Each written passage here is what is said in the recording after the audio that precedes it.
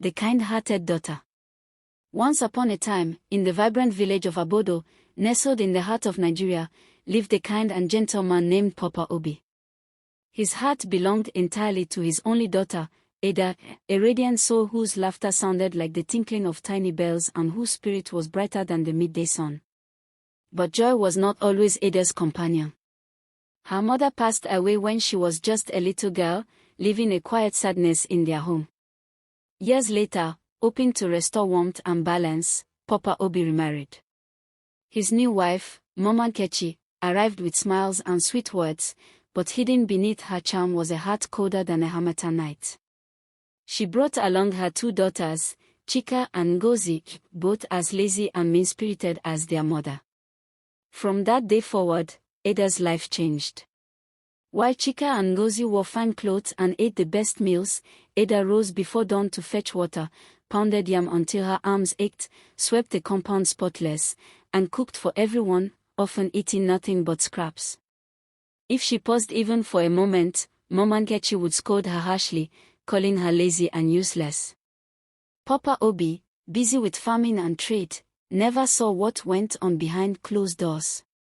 Whenever Ada tried to speak, Mama Nkechi would cut her off with false kindness and teary lies, making Ada seem ungrateful. Then came the day of the Great Harvest Festival. The entire village buzzed with excitement.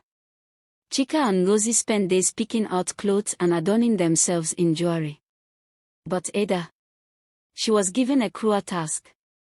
Before the first drumbeat of the festival, she was ordered to fetch water, not from the nearby stream, but from the one deep inside the evil forest. Mama Nkechi threatened, if Ada failed to return in time, she'd have no food for a week. Though her heart sank, Ada did not argue. She lifted her heavy clay pot and made her way into the dark forest. The path was twisted and wild. Thorny bushes clawed at her skin, and an eerie silence hung in the air. But then, a soft whimper caught her attention. Under a fallen branch, a tiny bird lay injured. Without hesitation, Ada stopped, gently lifted the branch, and cradled the bird. She gave it water and carefully tended its wing. The little bird chirped in gratitude and flew away. Soon after, she came upon a patch of yam plants, dry and drooping with thirst. Though her pot was barely filled, Ada knelt and poured some water onto their roots.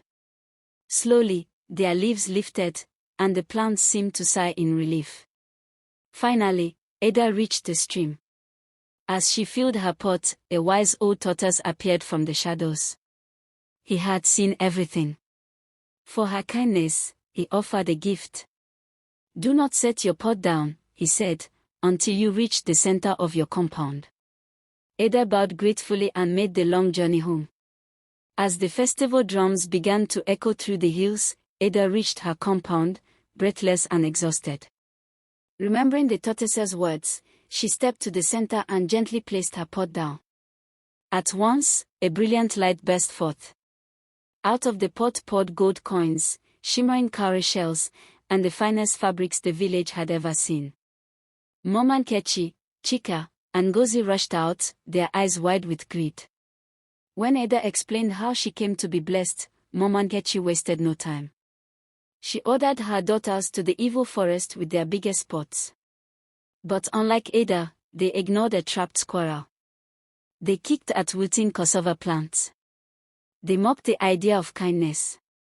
At the stream, they demanded riches from the old tortoise. He looked at them sadly and said, "You shall receive what you deserve." Excited, they rushed home, slammed their pots down, and waited for treasure. But instead of gold, out poured angry bees, stinging wasps, and foul-smelling mud. Screams filled the air as they ran in terror, chased by the very things their hearts had earned.